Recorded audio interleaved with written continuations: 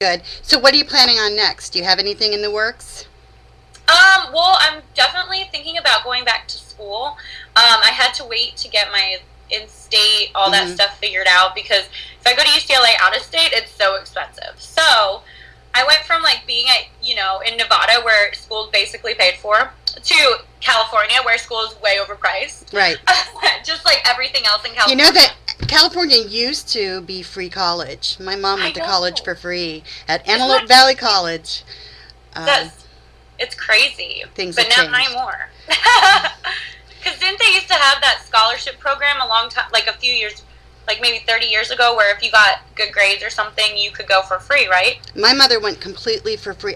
We lived in Green Valley, California when I was a little girl, and it was up in the mountains, and I had horses and everything. Oh, But my mom went to school to be nursing stuff, and she went for free. oh, So wow. completely for free. So, but that So, was a different world. yeah. I'm old now, That's so great. Yeah. That's so funny. going to school, planning a wedding. How's the Yeah. wedding plan coming along? Oh my gosh. Well, see, and that's another thing about getting reacclimated to society because not only am I coming off of the show and I have to like get an apartment, like do all this other stuff. I was filming Bold and the Beautiful. I just went to North Carolina, and on top of all of it, I'm planning this wedding. So it's crazy. Like, talk about being busy, girl. It's like super busy. I mean, I'm up like 5 o'clock every morning. Brendan and I get up. And That's when I'm going to bed. yeah, I wish I used to live like that. So Aw. when's your wedding? Do you have a date? We haven't set a date yet, but we're working, the trip we won for Aruba. Hmm. Well, they wanted to, first they were like, let's do the wedding. And I was like, oh my God, that would be amazing. But now they're like, let's do the bachelorette party. So I'm like, hey, that's Who's? just as amazing. Oh wait, now wait. Who's we or they? The resort in Aruba, the Marriott, Hmm. that we won the trip on, we're looking into doing my bachelorette party there. Oh, So, cool. yeah, so I'm like, hey, that'll be amazing. And all Yeah. my friends are so excited. And So, now are you going to have Super Pass video the bachelorette party? well, I don't know if they'll be covering the bachelorette party, but I'm definitely working on with Chelsea to do the wedding. So I think that would be really fun too. That would. We did the trashy wedding, so we can do the real wedding. Exactly. Okay, speaking of weddings, what do you think of Kim Kardashian? What was she doing? I don't even get it. Like, She how? spent more time planning the wedding than she spent in the actual marriage. Seriously. Like, literally. I don't understand. And I would think, like, you have to realize that you're marrying someone, he's what, like 25 or something, right? He's younger, isn't he? I don't know his age. Yeah. So anyways, well, he's younger, but obviously he's going to want to have kids. Well, when you have kids, like, I get it. It's like, it would be nice for them to be able to raise the Kardashian kids in California, but his family is in Minnesota. Of course he's going to want her to go to Minnesota. And of course she's going to want to stay in California. So it's like, I think that they just didn't talk about anything important before the wedding. I mean, these are Exactly. like important issues. I mean, as much as you love the idea of your wedding, Yeah. you have to love the idea of a lifetime Right. afterwards with that person. And, Exactly. you know, like, you're not just planning a love story, and it's not just a romance all the time. Like, there are gonna be times when you hate each other. yeah, when you're Like, picking up their dirty socks off the floor for the 1500th time, oh, you got to love the exactly. person. Exactly. I mean, Brendan and I, like, now we've lived together for almost 2 years. Well, no, like almost a year, because we're counting Big Brother time. Right, So it right. feels like a whole million years. But we've lived together for a long time, and now we're at the point where it's not like all butterflies and fairy dust every time that we're at the house together. So it's like, we fight over Xbox, we fight over stupid things, but that's like life. That's what you do when you're like in a marriage and living with someone and committing your life to someone. It's not going to be all like romance every single night. And Right. I guess, I don't know if she just didn't think about that or if she just wanted to get married. I mean, I want to be like, girl, you just spent $10 million.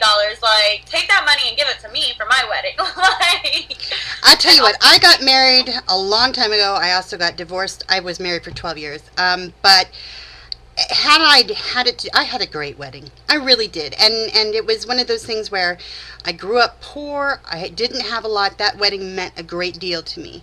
Once I started having kids, I would have given anything for a fraction of that money back to raise the kids with. So, Right. it's, weddings are great, but they last one day, and then there's the rest of your life. So, Right. Well, let's. that's totally what I've heard. Yeah. I want to talk about something real quick. Lots of people were concerned. Now, you and Brendan are fine, and you don't Yeah. have to defend yourselves in any way, shape, or form, but there were a lot of people a little concerned at the beginning of this season with the way Brendan talked to you. And they have asked me to ask you, and you can say, hey, screw it, we're fine. Or you Yeah. can say, he was, what do you think about, they're concerned for you. And it's kind of nice to have people concerned for you, but Yeah. what do you have to say about that? No, I appreciate it that people are concerned because I've heard it, Hmm. being on Big Brother, like it's all over the chat rooms and stuff. But I don't think that Big Brother reflects the way that Brendan and I's relationship really is. I think that we are really comfortable with each other, and so when he talks to me like that, I don't know what they're talking about exactly, but when we get in arguments, like we're really comfortable with each other, so he's gonna say what he feels. And then another thing, like I feel like when you're under that stress, that pressure cooker, like we don't really all act the way that we would want to. I mean, look at me last year. Like, Floaters Grab a Life Fest, I was up in people's face, like, yelling at them constantly. And that's not how I am. So I think that, like, when you're in that Big Brother pressure cooker, that people don't realize that, it's just all that extra, like, energy and all that extra, like, craziness. Brendan, I don't think he talks to me bad at all. Like, personally, from what I've all of the tapes or whatever that people are talking about, I wouldn't necessarily say that everything that he's done is okay, but I think that it's the big environment, and I don't want to sit here and defend ourselves as a good, like, perfect couple or anything Right. like that. And I also don't want to defend ourselves because I know a lot of people don't agree with that. So I think everyone's opinion is different. I don't think Brendan's ever done anything wrong to me, and I don't feel uncomfortable with the way that he talks to me. And we're in that pressure cooker, and he was getting upset with me about, different situations in the Big Brother game. But I think we're fine. One of my favorite moments of you is you outside on the patio talking to Shelly when you laid the game out to her. And I think that's the day you earned In the her end vote. of the summer. Yeah. I really Yeah. do believe that that's the day you earned her vote, because when she went to the jury house, she quoted you. And that's when I knew I said on my Diana's Diary Room that I was pretty sure Shelley was going to vote for you at that point, because she wouldn't, Shelley had nothing good to say about you all summer, and then Yeah. she's quoting you. And I think you opened her eyes that day. What was going through do you remember that conversation? I think so, briefly. I remember Shelly and I discussing how she was playing the game, and I remember approaching her and saying, like, I'll talk to Jordan for you, and this is, what I'm seeing, and we have to be strategic. And I think I was just basically telling her that I saw how she was playing the game, and I knew her game since, like, week 2, and I thought she was doing a great job at it. Is that the conversation? Yeah, you basically laid it was, Rachel, it was one of your better moments ever, because you very strategically laid out everything to her. And Shelley's face was like, she was kind of shocked, because I think she had a vision of you of being an airhead that didn't think, and here you were telling her entire game from the beginning to the end, and she was shocked by that. And I think, my personal opinion, that's the moment that turned the game in your favor as far as winning it. So, Well, but you don't remember that. Not much of it, huh? How much of the show have you watched? I haven't.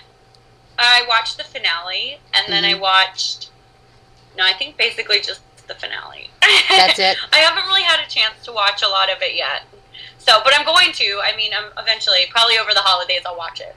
Do you ever go on to watch clips of the live feeds or things that, do you have a burning curiosity about any moments during the show? Like, I gotta know what really happened there. No. No, it's all water Not under the really. bridge for you, huh? Yeah, I think, to be honest, like, at this point, like, I